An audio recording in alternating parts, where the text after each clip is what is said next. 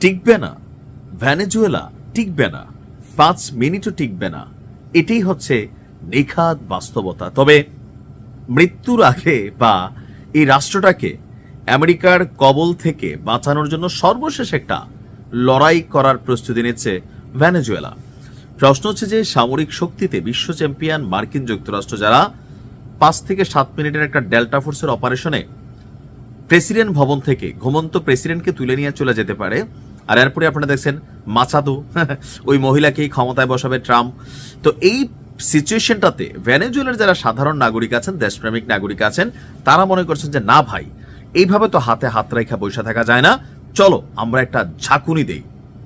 এখন তাদের এই পরিকল্পনার পরপরই মার্কিন যুক্তরাষ্ট্র আবার পাল্টা আওয়াজ দিছে, একটা অভিযান কিন্তু ভেনেজুয়েলাতে তারা চালাবে, অর্থাৎ ভেনেজুয়েলার গতিবিধি তারা লক্ষ্য করছে। তবে মাদুরোকে এইভাবে তুলে নিয়ে যাওয়ায় বিশ্ব নিন্দার মুখে পড়েছে ট্রাম্প। তো নিন্দাতে কি হয়? ট্রাম্প কি নিন্দা গায়ে লাগায়? থাকে না যে তার তো নিন্দাই কোনো গায়ে লাগবে না, আপনি করলে কি আর না করলে নাকি, তার যেটা দরকার সেটা করতেছে, বাকিদের যেটা ভয় দেখানোর দরকার সেটা দেখাচ্ছে। তবে ভেনেজুয়েলা যুক্তরাষ্ট্রের সামরিক হামলার পর সর্বাত্মকভাবে জাতীয় প্রতিরক্ষা পরিকল্পনা তারা সক্রিয় করেছে। এছাড়া রাষ্ট্রীয় সংবাদ মাধ্যম টেলিসুর তারা দাবি করছে যে ভোরে ভেনেজুয়েলার ভাইস প্রেসিডেন্ট, ওনার নাম হচ্ছে ডেলসি রদ্রিগেজ, যে কোনো সময় তুলে নিয়ে যাবে এলু করেও। তো সেই ডেলসি রদ্রিগেজ নিশ্চিত করেছেন যে আপনার নিকোলাস মাদুরোর দেওয়া একটা নির্দেশনা ছিল যাবার আগে, কারণ নিকোলাস মাদুরো আইডিয়া করতে পারছিল যুক্তরাষ্ট্র তাকে তুলে নিয়ে যাবে, তো যাওয়ার আগে তিনি একটা নির্দেশনা দিয়ে গেছেন। তো এই নির্দেশনা জানে কে? এই ভাইস প্রেসিডেন্ট। তো নিকোলাস মাদুরো যাওয়ার আগে উনি যে নির্দেশনা দিয়েছেন, সেই নির্দেশনা অনুযায়ী পুরো দেশ এখন প্রতিরক্ষা ব্যবস্থার অধীনে কাজ করছে। পাশাপাশি সেনাবাহিনী, পুলিশ নিখুঁতভাবে সমন্বয় করে একক যুদ্ধ ব্লক গড়ে তোলার ঘোষণা দিয়েছেন দেশটির প্রতিরক্ষা মন্ত্রী ভ্লাদিমির পাদ্রিনো লোপেজ।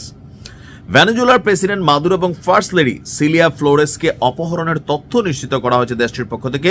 বলা হয়েছে এই পরিস্থিতি এবং এই হামলার মুখে আমরা জানি না তারা কোথায় আছেন, কিন্তু ইতিমধ্যে আমরা জানি তারা নিউ ইয়র্কে আছেন এবং সেইখানে তাদের বিচার টিচার হচ্ছে, অথবা তাকে যে জাহাজে করে নেওয়া হয়েছে তার একটা ছবিও প্রকাশ করা হয়েছে। ভেনেজুয়েলা বলছে যে মার্কিন সামরিক অভিযানে কারাকাস সহ দেশের আরও 3টি রাজ্যে অভিযান চালানো হয়েছিল, যাতে সেনা সদস্য এবং বেসামরিক নাগরিক নিহত হয়েছে। কিন্তু ট্রাম্প বলছিল সেখানে কোনো নিহতের ঘটনা ঘটে নাই, কয়েকজন সেনা বা সামরিক বাহিনীর সদস্য তারা আহত হয়েছেন।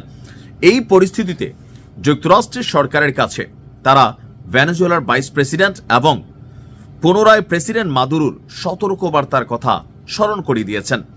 মাদুরো আগেই বলেছিলেন যুক্তরাষ্ট্রের আগ্রাসনের ক্ষেত্রে ভেনেজুয়েলাকে কিভাবে প্রতিক্রিয়া জানাতে হবে।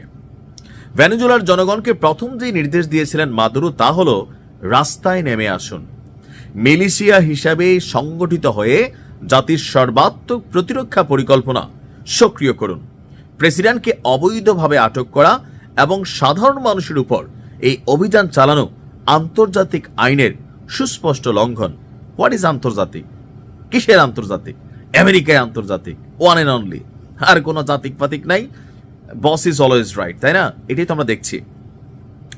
ভেনেজুয়েলার এই প্রতিরক্ষা মন্ত্রী বলছে যে আমাদের জনগণের বিরুদ্ধে এই যে অভিযান, সেটা তীব্র নিন্দা জানাচ্ছি এবং আমাদের এই ঘটনার আমরা কড়া প্রতিশোধ নিব।